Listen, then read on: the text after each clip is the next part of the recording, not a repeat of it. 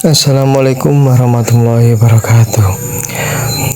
Jumpa lagi di channel Suara Radio Cerita Horor. Baiklah, kali ini saya akan bercerita tentang misteri pabrik gula Gunung Sari di Jember. Di sebuah desa terpencil di Jember, Jawa Timur, berdiri bangunan tua bernama pabrik gula Gunung Sari. Tempat ini dulu menjadi pusat kehidupan desa, namun kini terbengkelai, menyimpan cerita-cerita menyeramkan. Seorang fotografer bernama Dimas dan kawannya memutuskan untuk mencari tahu kebenaran di balik misteri pabrik ini. Apa yang ia temukan mengubah hidupnya selamanya. Sejarah kelam pabrik gula Gunung Sari yang terletak di Gumuk Beji, Kecamatan Kencong, Jember, dibangun pada tahun 1925 oleh Belanda. Beroperasi penuh hingga 1930-an. Pabrik ini menjadi saksi bisu tragedi kelam pada masa penjajahan Jepang. Tempat ini digunakan sebagai kamp markas. Banyak pekerja tewas akibat perlakuan kejam dan kondisi kerja yang tidak manusiawi. Setelah kemerdekaan Indonesia, pabrik ini kembali digunakan. Namun pada tahun 1965, ketika situasi politik memanas, pabrik menjadi tempat eksekusi massal. Puluhan orang dibantai dan darah mereka membasahi lantai pabrik. Penduduk setempat percaya arwah mereka masih gentayangan hingga kini. Setelah insiden itu, pabrik ditutup dan dibiarkan kosong. Namun, banyak cerita menyeramkan yang terus terdengar. Suara mesin yang hidup sendiri, langkah kaki, dan penampakan sosok misterius adalah sebagian dari hal-hal yang dialami oleh mereka yang nekat masuk ke sana. Dimas, seorang fotografer urban explorer, memutuskan untuk mengunjungi pabrik gula bersama temannya. Setelah mendengar cerita-cerita menyeramkan tentang tempat tersebut, ia tiba di lokasi pada sore hari, ditemani seorang teman yang selalu setia bersamanya, yaitu Rio, yang lebih berani. Ketika memasuki area pabrik, mereka disambut oleh suasana yang sunyi dan mencengkam. Mesin-mesin tua berkarat berdiri seperti patung-patung raksasa, dikelilingi oleh reruntuhan batuan bangunan yang sudah rusak. Udara terasa lebih dingin dari biasa, meski matahari masih bersinar di sore hari. Dimas mulai mengambil foto. Setiap sudut pabrik terlihat menyeramkan, namun indah dalam cara yang aneh. Ketika mereka memasuki ruang utama, sebuah suara aneh terdengar. Krek, krek, seperti suara besi yang bergesek. Angin mungkin, kata Rio, mencoba mengabaikan. Namun, saat malam tiba, suasana berubah drastis. Langit gelap tanpa bintang, dan udara menjadi lebih dingin. Mereka mulai mendengar suara langkah kaki yang mendekat dari lorong sampai di belakang mereka. Siapa itu? Rio berteriak, namun tidak ada jawab. Ketika mereka mencoba mencari asal suara, lampu senter Dimas tiba-tiba mati. Dalam kegelapan, Dimas melihat sesosok bayangan berdiri di ujung lorong. Sesosok itu tampak seperti pria berpakaian pegawai pabrik zaman dahulu, namun wajahnya tidak terlihat jelas. Rio, yang biasanya pemberani, mulai panik. Kita harus keluar dari sini sekarang, Rio berkata. Namun saat mereka berbalik untuk lari, pintu yang tadi terbuka kini tertutup rapat.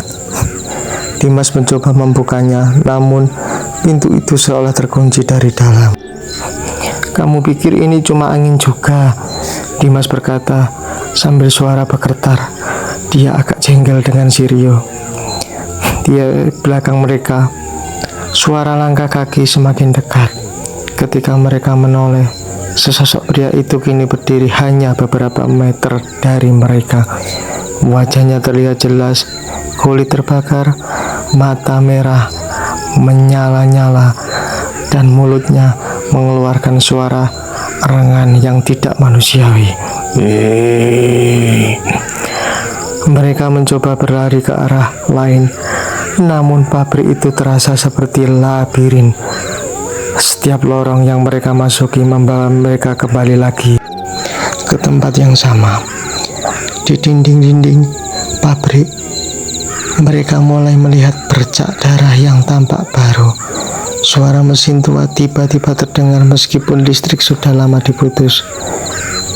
Dengar itu, ini tidak masuk akal, Rio berteriak di sebelah satu ruangan. Mereka melihat cermin besar yang retak.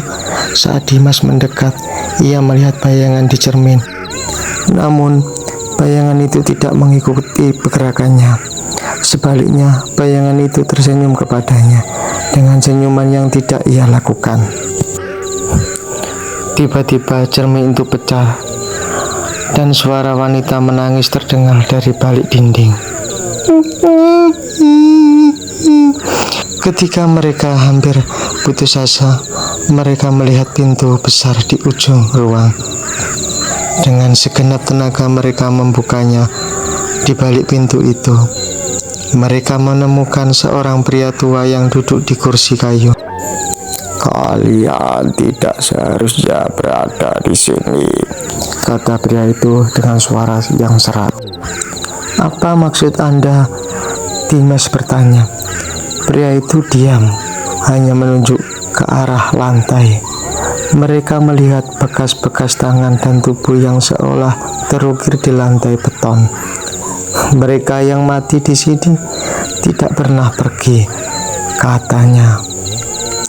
Pria itu kemudian menghilang begitu saja, meninggalkan mereka berdua yang kini semakin ketakutan, bergetar semua, merinding semua pokoknya. Dengan setelah bertemu dengan sosok tersebut, Dimas dan Rio akhirnya menemukan jalan keluar. Mereka berlari sekuat tenaga, meninggalkan pabrik.